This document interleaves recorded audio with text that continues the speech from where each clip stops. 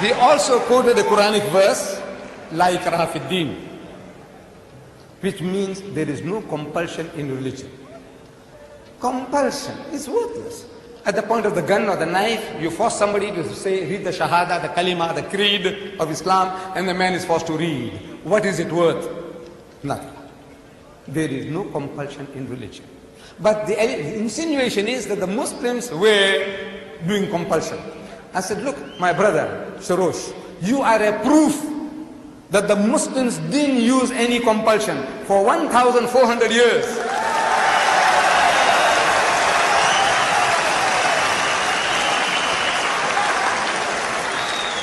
For 1,400 years, you and your other Christians, whom you now say number 14 million, they lived in our midst. In Egypt, the Muslims have been the overlord of that country for 1,400 years. For a few years, the French came, for a few years, the British came, but overall for 1,400 years, the Muslim has been ruling that land. And yet, today, you can boast there are 10 million Coptic Christians in Egypt. If there was compulsion of any kind, there would not have been a single Christian left in the country.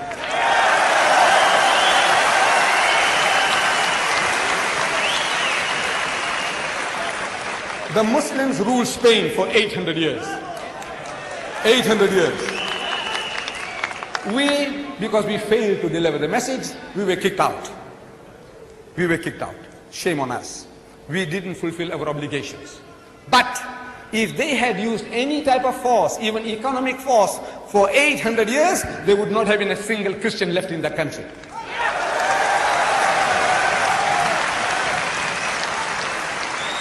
We Muslims, we ruled India for 1,000 years. But after 1,000 years of Muslim rule, eventually when partition takes place, the Muslim gets 1/4, the Hindu gets 3/4. Why? Because we didn't do the job. We didn't use any compulsion.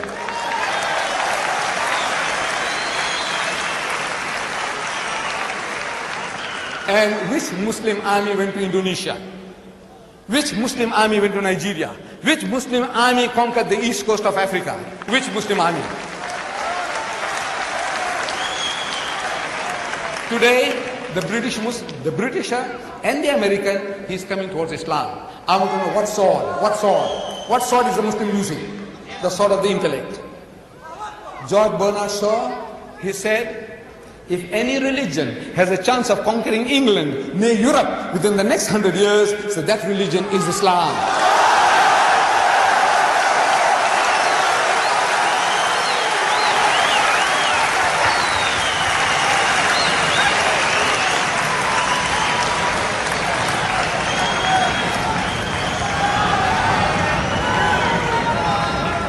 Look,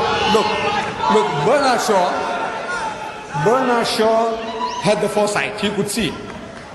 But we Muslims, we have failed Islam. Wallah, we have failed. We have failed. We haven't made a start yet. We believe. We say we believe, but we have not made a start yet. This is our problem. The destiny is ours. Wallah, it is ours. Allah says, لِيُزْهِرَهُ عَلَى الدِّينِ كُلِّهِ. He has given you a deen, a way of life that is to master, overcome and supersede them all, bulldoze them all, whether it be Hinduism, Buddhism, Christianism, communism, Judaism, every ism.